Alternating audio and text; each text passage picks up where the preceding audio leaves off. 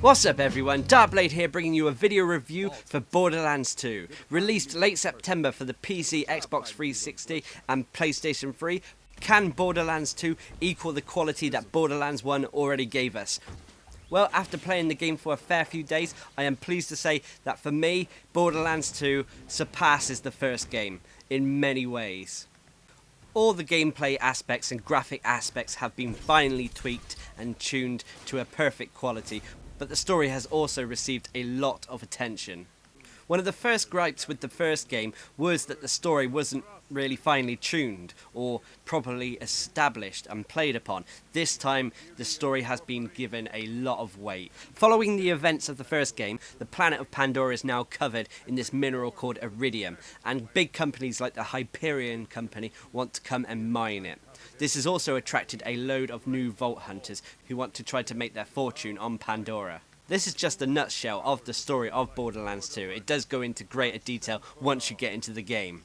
Anyway, you play as one of the new Vault Hunters. They are pretty much the same classes as the previous game. There's Axton the Commando, who plays very similar to Roland from the first game. There's Maya the Siren, who plays very similar to Lilith from the previous game. Salvador the Gunzerker, who replaces Brick. And finally Zero, who's the assassin, who sort of like functions like Mordecai. At the start of the game, you'll get to pick your character and customize them a little bit. Not as much as you would like, but a lot more than you previously could in Borderlands 1.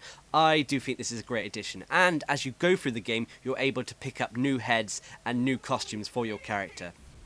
Now, for those of you who don't know what Borderlands 2 is or didn't play Borderlands 1, Borderlands 2 is a shoot and loot game. That's the best way I can describe it. It's a first-person RPG type of game. It combines elements of a first-person shooter with a role-playing game. For example, when you shoot someone with a weapon, you will see numerical damage above their heads to how much damage you are actually doing towards them. You will also be able to equip your character with various weapons, equipments, trinkets, so on and so forth, all very reminiscent of an RPG game. But while having elements of a role-playing game, you'll also be playing the game entirely through a first-person shooter point of view. In my opinion, this helps attract people to Borderlands 2 because it can attract fans of both genres to it. Shooter fans will love how the weapons feel, how easy they are to use and to shoot. They will also love that there are so many gun types in the game. Whilst RPG fans will love that you can spec your characters to certain ways. You can spec them to be good at one role over another, and so on and so forth. Most of the game's story takes place through quests, where you're given a task to kill someone or collect something, so on and so forth. You go off and do it, and it advances the story. This isn't as bad as it seems, because the dialogue through these quests are actually really enjoyable. And I found myself doing almost all the side quests just to hear the extra dialogue from these quests. One of the unique things about Borderlands 2 is that it has a vast number of weapons that can be purchased or found all over the place.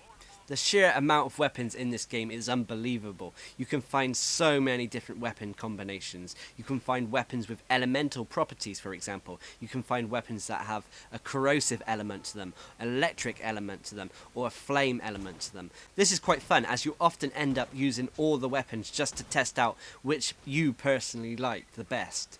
You have to also remember that certain gun types are better against certain enemies as well, which makes choosing the right weapon a bit strategical. Now, as well as guns, each character comes equipped with a special ability, which also goes into the process of which character you want to choose, because each special ability is different and unique to each character. For example, the Commando is able to spawn a turret to help him in combat.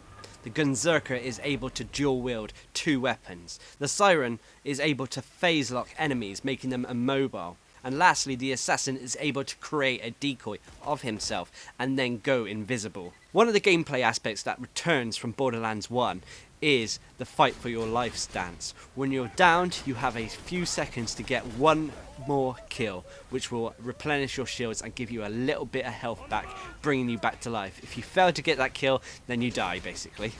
Borderlands 2 also sees the return of the vehicle sections, although this time the vehicle sections are a little bit better, at least that's the way I feel. They ain't too different, but for some reason they feel a little bit smoother and a little bit easier to control. They are also used in some of the missions as well now.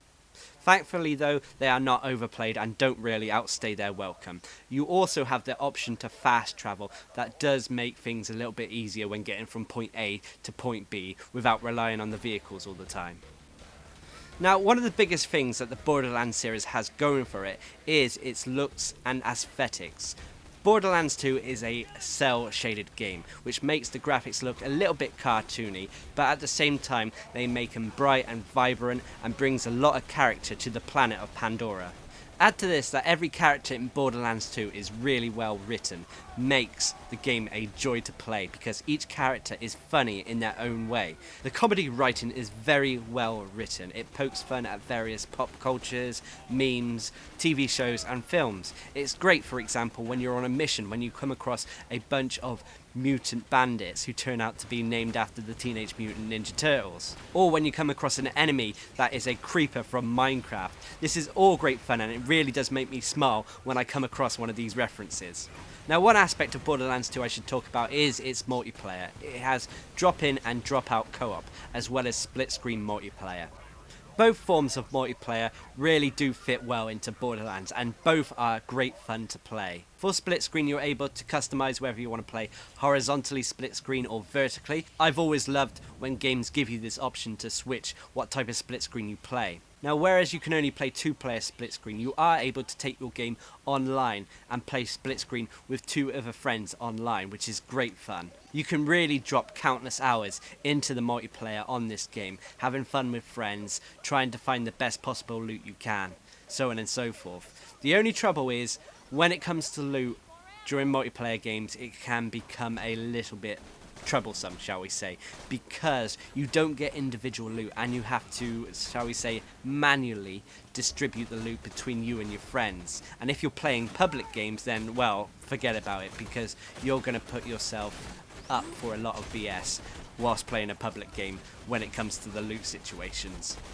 Now, whereas the loot system in multiplayer is a down point, I'll talk a bit about other down points for me. One such down point is the talent trees. The talent trees all seem a bit, well, boring because they're mostly passive abilities, which is a bit dull in my opinion. Another downside is that sometimes you can accidentally go into areas that are a bit too high for you, or that you find that you're overpowering the enemies because you yourself are too high level for them. But the great dialogue and great writing means that these cons are irrelevant to what is otherwise a great game. For me personally, Borderlands 2 is probably a contender for my game of the year. We will see when the other games this year come out. So if you enjoy co-op games, enjoy shooters or RPGs, or just enjoy a game that is well made and well written, then go out and buy Borderlands 2. Anyway, I've been Darkblade and I hope you enjoyed my video review of Borderlands 2.